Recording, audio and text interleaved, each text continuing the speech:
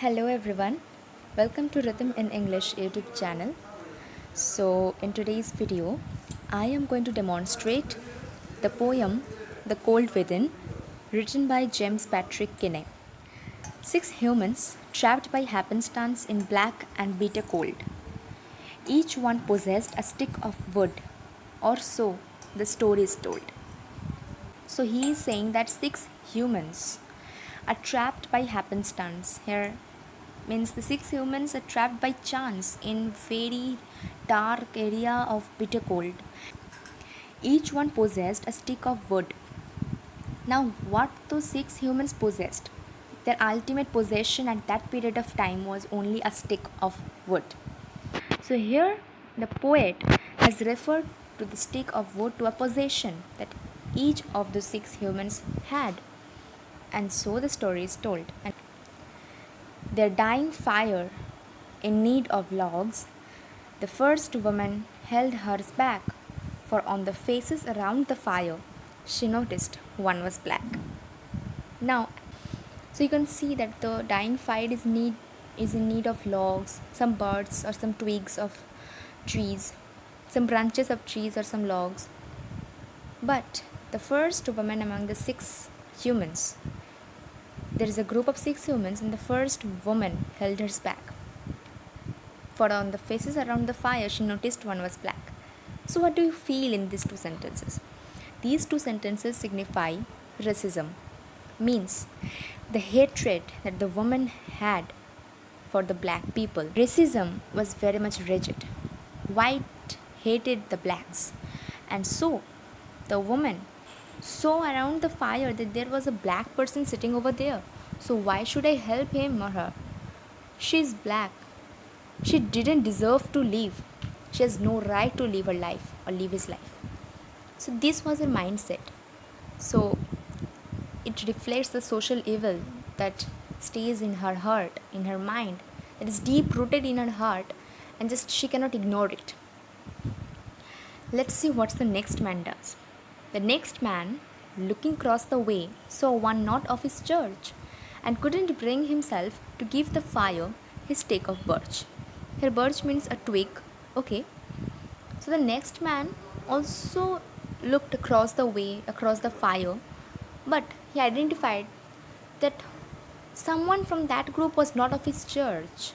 His church means this man is of Christian religion. He believes in Christianity. So he saw that one of the six humans are not of his church, means they're not Christian. So he cannot give his stick of wood, his stick of log to the fire, because why would he make a person who is not of his church survive? Here it is showing religious intolerance. A person who believes in one religion can't afford a person who believes in another religion to live. So this man thinks that the person who doesn't belong to his church have no right to survive, has no right to live his life on this earth. So this is such a evil practice that was prevalent, or rather it is prevalent in our society as well. So we shouldn't go in this way. Let's see the third. The third one sat in tattered clothes. He gave his coat a hitch. Why should his log be put to use to warm the idle rich? Now, as we can see in these two lines, we can see that the third person is very poor. He has tattered clothes, means he has torn clothes, severely torn clothes, and he gave his coat a hitch. Hitch means he gave his coat a pull to protect himself from the severely cold weather, outside weather, which is bitter cold and is very much cold that the third one cannot just sit over there and the fire cannot warm him. Why? Because the fire is dying out and no one is giving a log of wood to it. So ultimately, that fire will extinguish in a few moments. So he gave his coat a hitch to protect himself from the bitter cold. Now he thought that why should his log be put to use to warm the idle rich? Now see, he saw that I am poor over here, but the other people in the group are not poor. They're the rich.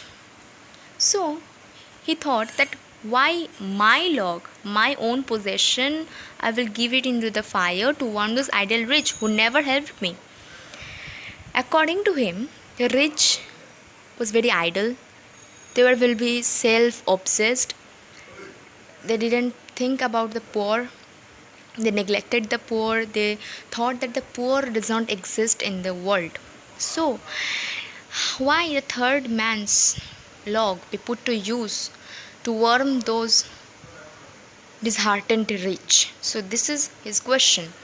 Means he is here feeling jealous of the rich.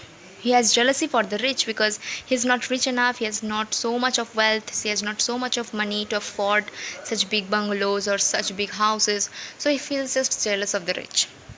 Now, next, see what the rich man said.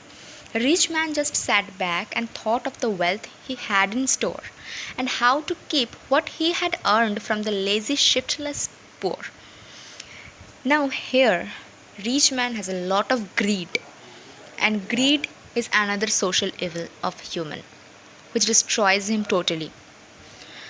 Now the rich man just sat back and thought of the wealth he had in store. Means he had stored all those wealthy materials in his house, and he was just thinking about that, and he was planning that how to keep it safe from the lazy, shiftless poor. According to him, the poor are lazy, shiftless, aimless.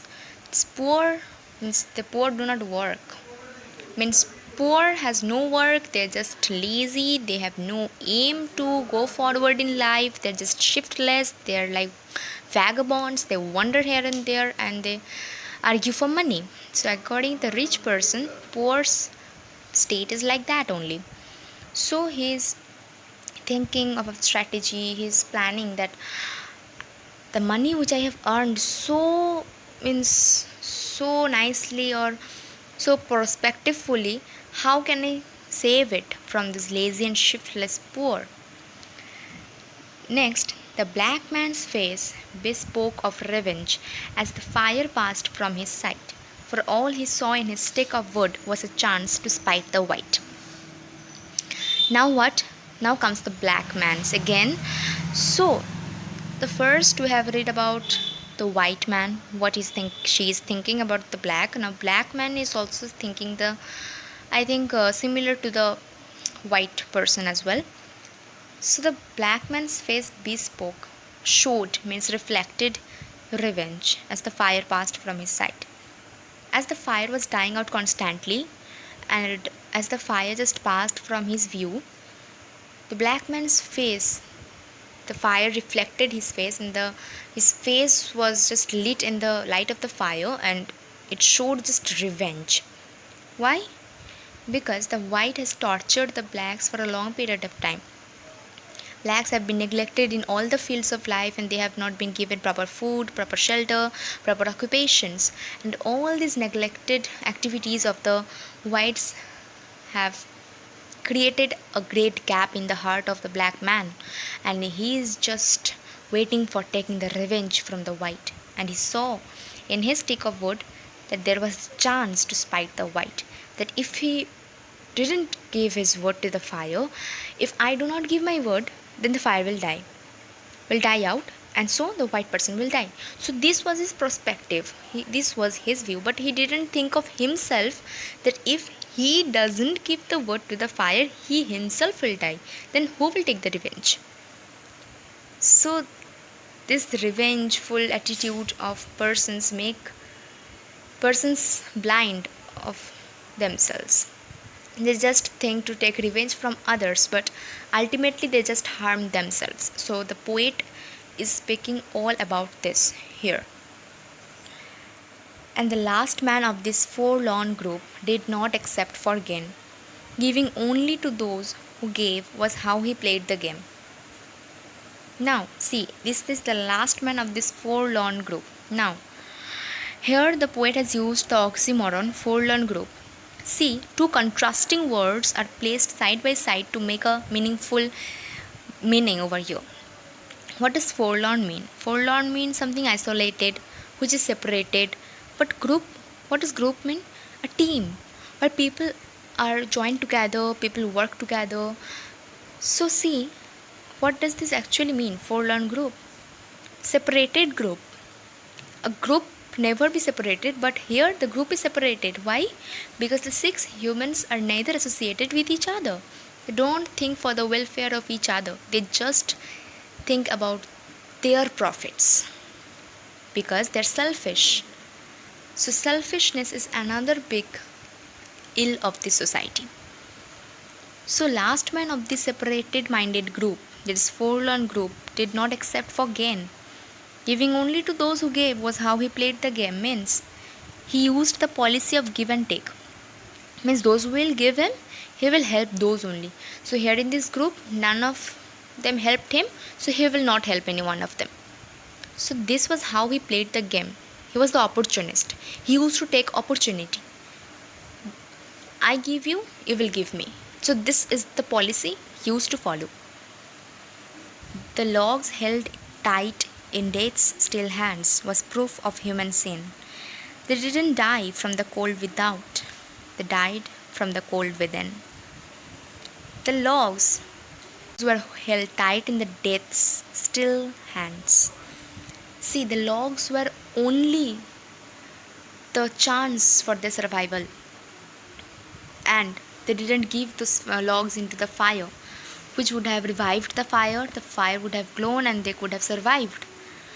But due to their ill mentality, due to the social evils that are deep rooted in their hearts, the surviving nature of the logs turned into the sin nature of the logs. All the sins of humanity is being transferred to the logs, which ultimately kills the six humans out there. So the logs here in Death's still hands is the proof of human sin.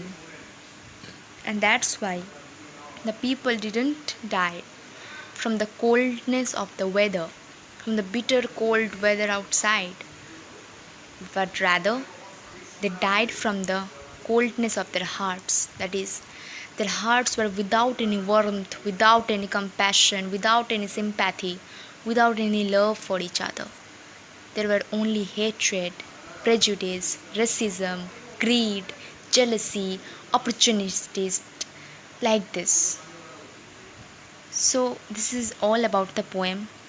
James Patrick Kinney has tried to send out the message of compassion, of brotherhood, universal brotherhood to everybody, and he has tried his best to abolish these ill mentalities of humans out there. Thanks a lot for watching the video. See you soon in the next video. Thank you.